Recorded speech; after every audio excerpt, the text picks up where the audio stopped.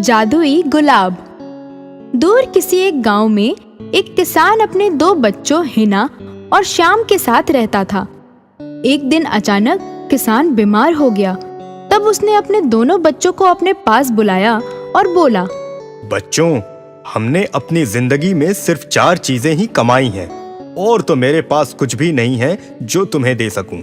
उन 4 चीजों में एक गुलाब का गमला, एक अंगूठी, एक आटे की चक्की और ये घर, जिसमें से हिना मैं गुलाब का गमला और अंगूठी तुम्हें दूंगा, बाकी सब श्याम तुम रख लेना। किसान ने अपनी आखिरी सांस ली। श्याम ने हिना को गुलाबों का गमला और अंगूठी दे दी और बाकी सब अपने पास रख लिया। हिना गमला और अंगूठी लेकर अपने कमरे में चली जाती है। गमले को टेबल पर रखकर उससे अपनी मन की बातें करने लगती है। आज से मैं और तुम दोनों दोस्त हैं। अब हमारा तुम्हारे सिवा कोई नहीं है।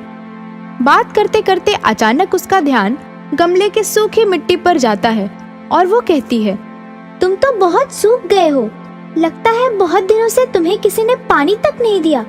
रुको, मैं अभी पानी लेकर आती हूँ। वो बाहर तालाब पर पानी लेने के लिए जाती है। जब वहाँ पानी भर रही होती है तो वो अचानक सामने देखती है कि एक बहुत सुंदर बगीचा है। वो बगीचे को देखने के लिए वहाँ चली जाती है, लेकिन ये क्या, उस बगीचे में तो एक सुंदर महारानी बैठी थी। वो पेड़ के पीछे से उस महारानी को देख रही थी। तभी महारानी ने उसे झांकते हुए देख लिया और बोला, कौन है वहाँ? सामने आओ, डरो नहीं, मैं तुम्हें कुछ नहीं कहूँगी। हिना ने डरते हुए कहा, नहीं नहीं, मैंने कुछ भी गलती नहीं की। मैं तो यहाँ पानी भरने आई थी और सामने आपका सुंदर बगीचा देखा। मुझे माफ कर दीजिए। नहीं नहीं, तुमने कोई गलती नहीं की है, डरो नहीं, आओ हमारे पास आओ। हिना महारानी के पास जाती है। नाम क्या है तुम्हारा? क्या करती हो तुम? कहाँ रहती हो? क्या तुमने खाना खाया? मैं महारानी हूँ, यही पास में रहती हूँ। बैठो, कुछ खा लो हमारे साथ। वो जाती है और महारानी के साथ में खाने लगती है और मन ही मन सोचती है कि कितना लजीज खाना है। ऐसा खाना तो उसने पहले कभी भी नहीं खाया था। महारानी, आपका बहुत बहुत धन्यवाद। ऐसा खाना मैंने कभी नहीं खाया, पर मैं इसके बदले में आपको क्या दे सकती हूँ? मेरे पास एक गुलाबों के गमले के सिवा कुछ भी नहीं है और जो मुझे बहुत ही प्यारी है, पर मैं उसे उपहार में आपको दूंगी जरूर। मैं अभी लेकर आती हूँ। वो पानी लेकर अपने घर जाती है और घर जाकर क्या देखती है कि उसके कमरे में गुलाबों के पौधे की जगह एक अलग ही पौधा रखा हुआ है, जो कि बहुत ही मुरझाया हुआ है। ये देख वो परेशान हो जाती है। मेरे गुलाब का पौधा कहाँ गया? किसी ने चुरा लिया।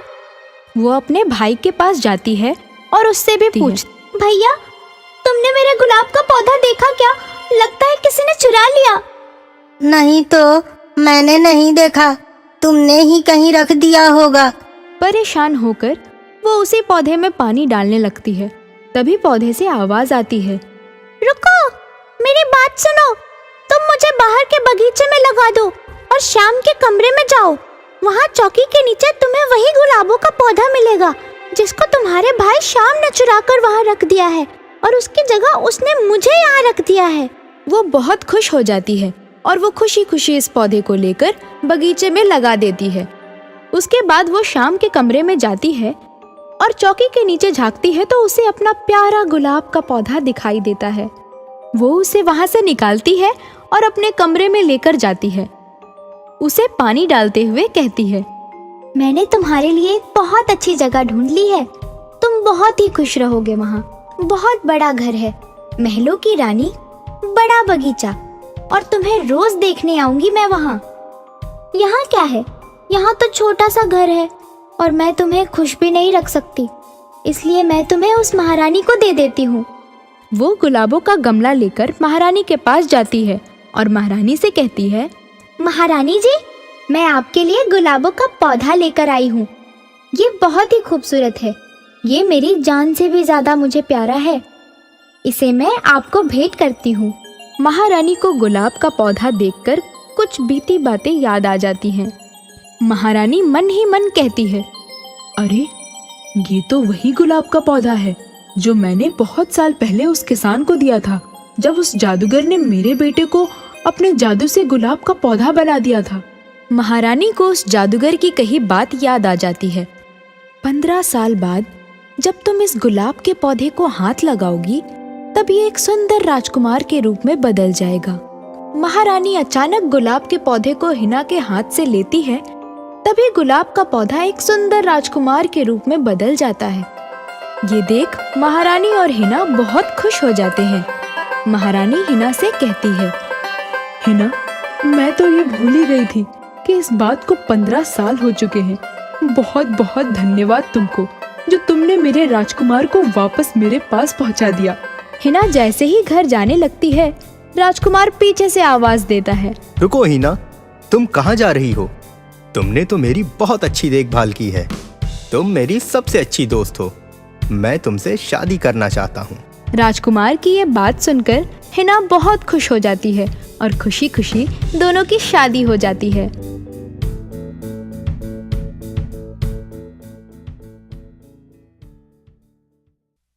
एक समय की बात है, एक छोटे से गांव में सवरी और सलोनी 2 बहनें रहा करती थीं। दोनों बहुत ही गरीब थीं और उनके माता पिता भी नहीं थे, इसलिए वो सबसे मांग कर अपना गुजारा किया करती थीं। समय के साथ दोनों बहनें बड़ी हो गईं और अभी भी वो दूसरों से मांग कर ही खाया करती थीं। उनमें सलोनी, जो कि छोटी बहन थी, वो बहुत ही नेक और उदार लड़की थी, पर सवरी बहुत ही घमंडी थी। उसके घमंड करने के कारण दोनों बहनों को कभी कोई काम नहीं मिलता था। सलोनी इससे बहुत परेशान रहती थी। एक दिन की बात है, सलोनी जब काम से वापस आई तो देखा कि घर में कुछ भी खाना नहीं है और उसे बहुत भूख लगी थी। उसने सोचा, चलो बाहर चलते हैं, कहीं कोई मिल जाए या कुछ दे ही दे।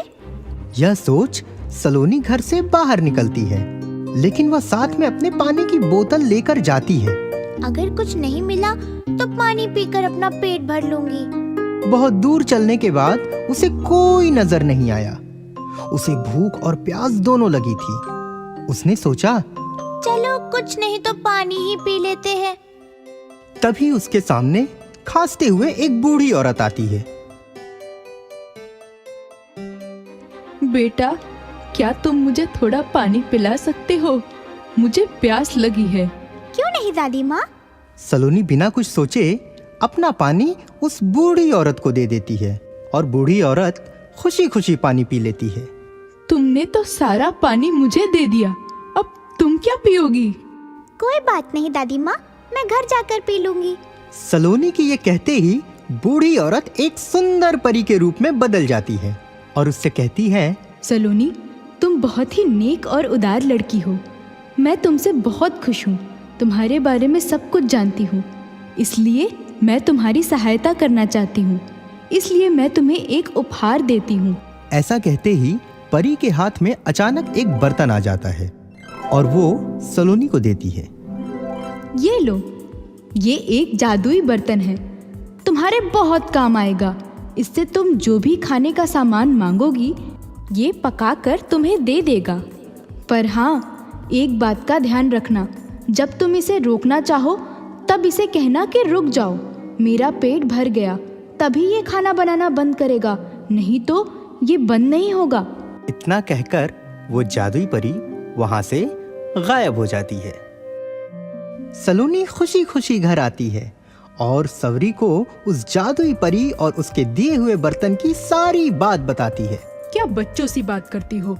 बर्तन भी क्या खाना पका सकते हैं?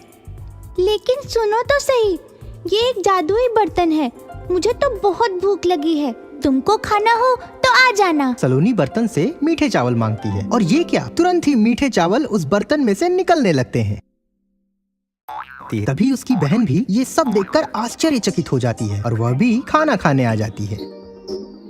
अब तो तुम्हें विश्वास हो गया ना कि ये एक जादुई बर्तन है। ठीक है, ठीक है। अब सलोनी खुशी खुशी रोज काम पर जाती है और उसे खाने की कोई चिंता नहीं रहती। काम मिले ना मिले, वो हमेशा खुश रहने लगी। उसे इस तरह से खुश रहता देख उसकी पड़ोसी में रहने वाली उसकी सहेली को बड़ा अचंभा होता है कि सलोनी रोज तो खाना मांगने मेरे यहाँ आती थी, आजकल क्यों नहीं आती है और बहुत खुश भी रहती है। ये पता लगाने के लिए वो सलोनी के घर जाती है जहाँ टेबल पर बर्तन रखा होता है और दोनों बहनें खाना खा रही होती हैं। अरे रानी, तुम आओ आओ, हमारे साथ खाना खाओ। तुमने हमें बहुत बार खाना खिलाया है। रानी भी सबके साथ खाना खाने लगती है। तभी रानी के मन में ख्याल आता है कि ये क्या है, खाना कैसे निकल रहा है। तब वो सलोनी से पूछती है, इतना खाना कैसे निकल रहा है? ये एक जादुई बर्तन है, इससे जो भी खाना मांगो ये बर्तन देता है।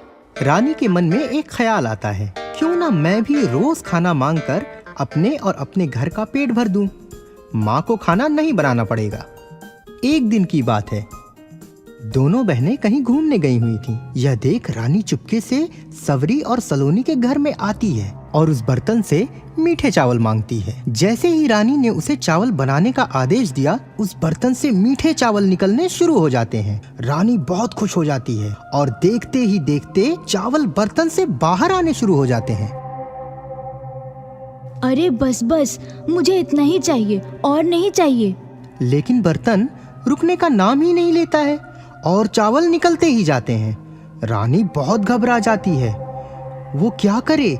देखते देखते पूरे घर में चावल फैल जाते हैं और बाहर निकलने लगते हैं। अचानक दोनों बहनें घर में वापस आती हैं, पर दरवाजे पर ही इतना चावल देखकर दोनों बहुत आश्चर्यचकित हो जाती हैं। सलोनी सवरी से पूछती है, सावरी, क्या तुमने बर्तन को कुछ आदेश दिया था? नहीं तो। सलोनी खिड़की से अंदर झांक कर देखती है तो ये क्या, अंदर तो रानी थी और वो टेबल के ऊपर बैठी रो रही थी। तब सलोनी खिड़की में से कहती है, मेरा पेट भर गया, अब बस करो। सलोनी की आवाज सुनकर बर्तन से खाना निकलना बंद हो जाता है। लेकिन जब तक पूरा घर चावल से भरा हुआ होता है, तब सलोनी के मन में एक ख्याल आता है कि क्यों ना नए चावल हम गरीबों में बांट दें, इससे कितने लोगों का पेट भर जाएगा। यह सोच वो सवरी से कहती है, सावरी, एक काम करो, जल्दी जल्दी जाकर जो भी गरीब और भूखे लोग दिखे उसे यहाँ पर बुलाओ, हम खाना सबको बांट देंगे। एक तरफ सवरी जाती है, एक तरफ सलोनी जाती है। दोनों सबको बुला लेते हैं और खाना बांट देते हैं। धीरे धीरे सारा खाना खत्म हो जाता है और घर भी खाली हो जाता है। और फिर रानी अपनी उस गलती की माफी मांगती है। सबके बाद सलोनी बहुत खुश होती है कि चलो अब से कोई भी आसपास भूखा नहीं रहेगा।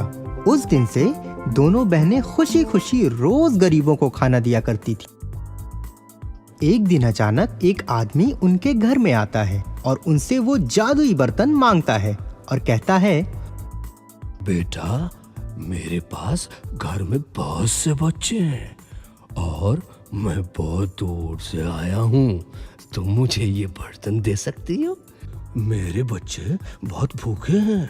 सवरी और सलोनी दोनों ने बिना सोचे ये फैसला ले लिया कि बाबा को बर्तन दे देना चाहिए। सलोनी तुरंत बाबा को बर्तन दे देती है।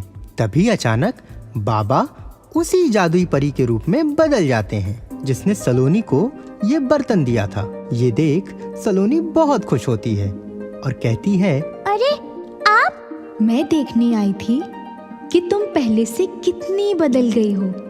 तुम कितना सबकी मदद करती हो और तुम्हारी बहन भी कितनी ज्यादा बदल गई है।